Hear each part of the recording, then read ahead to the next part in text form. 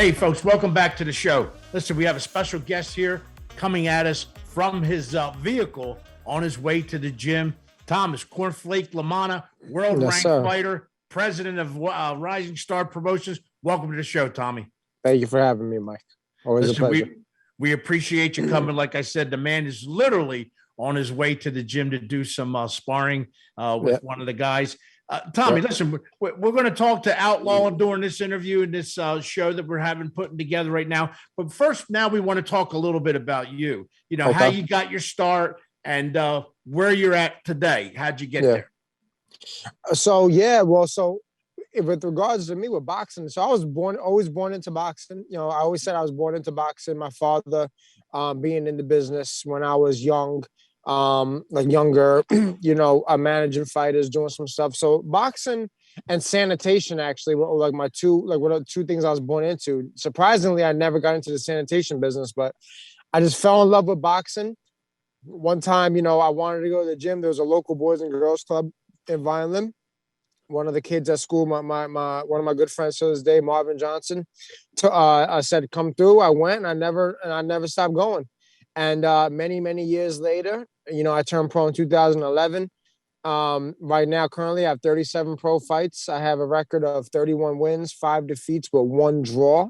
So, you know, I did just fight for a world title in my 2 fights ago. I fought Araceli Lara on Fox for the world title. That ended dramatically, you know, not in my favor. But, you know, just to the point of me getting to that stage and, it meant a lot to me. You know what I mean? That showed that all my hard work paid off. In the mix of all that, you know, in December 5th, 2015, I started this promotional company, Rising Star Promotions. We've so far, I know we're north of 20 events that we've done in Atlantic City. I know we're definitely north of 20, anywhere from the Claridge Hotel, the Showboat Hotel, now to the big room, the big stage, the Boardwalk Hall. Coming off of a pandemic, since 2017. We're talking 4 or 5 years, call it. You know what I mean? Take a year and a half away because of COVID. It's a long time. And now we're coming back heavy. We're coming back strong. Coming back with a really solid, under-the-radar main event between an undefeated prospect and a prospect with 1 blemish on his record. You know what I mean? So it's world-class club show boxing. How's that sound with these 2 guys? And that's Tommy, all I love. And to your credit, that's what I love about it. Checking you guys out and your pop and getting to know you about 2014, 15, getting to talk a little bit and whatnot. And I believe one of the shows was at Ocean Casino Resort were at. But what you bring is that raw, as you speak of, that gladiator type fighting, you know, no fancy, no flash, hard work and whatnot. And you've brought it back to Atlantic City. And I don't want to say boxing is back in Atlantic City because we know what it was like back in the day, but you've kept it going with a couple other production companies and you brought it back to its feet. Talk about that a little bit because that can't be too easy, especially like you said, running through a pandemic. You know, so it's definitely not easy, but you know, when we started in 2015, it was in December. So let's just say we kick-started in December, but we got it jumping in 2016. You know, I believe it was March. It was the second one we did. You know, we just pedal to the ground. Like I had a vision. I knew what it could be. I took advantage of the dead zone that Atlantic City was. I took advantage of it. And I made something out of it. I made great relationships with fighters and managers, promoters, big, small, all throughout the country. And I told them, listen, in due time, when I'm done my fighting career, when I am done, Rising Star Promotions will be a household brand, a household name. And although I'm not done fighting yet, it's starting to get that recognition because of the quality of the events we're putting on, the venues that we're doing it at, the affiliations we have with all these other big time promoters and networks. Like people are starting to really grasp it. And look, it took a lot of hard work, but it took more patience, Mike. I think it took more patience and a lot more just grind. Just be, if you have a goal, which I have a lot of goals, and if I just had a goal that I wanted to tackle, I'm gonna do it.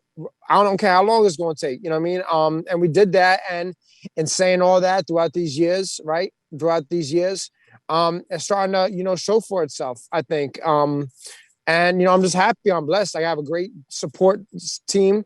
You know what I mean? I've always had great partners I deal with. Obviously, if it's not known, it could be out that Mike Russell of Calvary Electric is my partner in the company. He's a great, asset, a mentor, a leader. He's all that, you know what I mean? He's just one of a kind. And obviously, I have, the people that work with us. I don't like to say for us because like, I feel like even though like people will probably work for me, I don't really categorize them as like, like that, because I feel like we're a team. Like we're a team. Like you don't work for me, we work together. You know what I mean?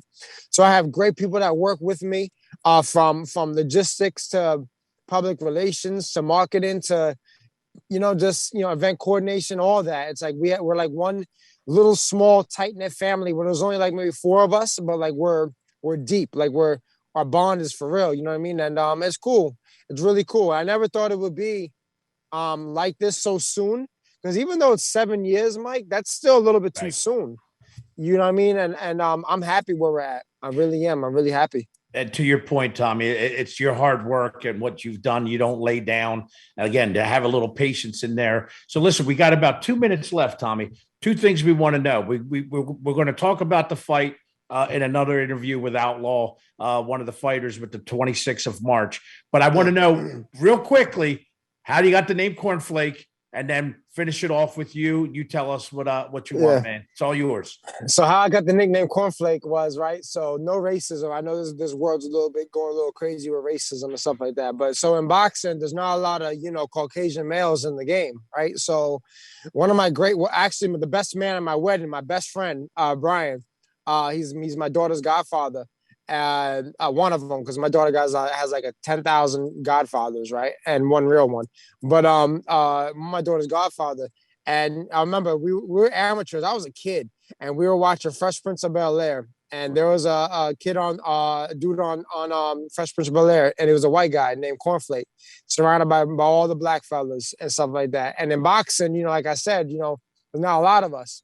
And so, Brian called me Cornflake. I said I looked like Cornflake. I was Cornflake in the crew, and it just stuck with me ever since. I was like probably 13 years old, 14 years old, and I'm 30 now. So 15, 16 years, I've had that name. And it's stuck. And you know what? You use it as your moniker when you're entered the ring. We love you, Tommy. Hey, listen, we're out of time here, but we're going to have you back, definitely. And again, we're going to talk to Sharpshooter and yourself, March 26th, Boardwalk Hall. Make sure you get there, folks. Tommy, thank you so much for coming to the helm. Thank you, Mike.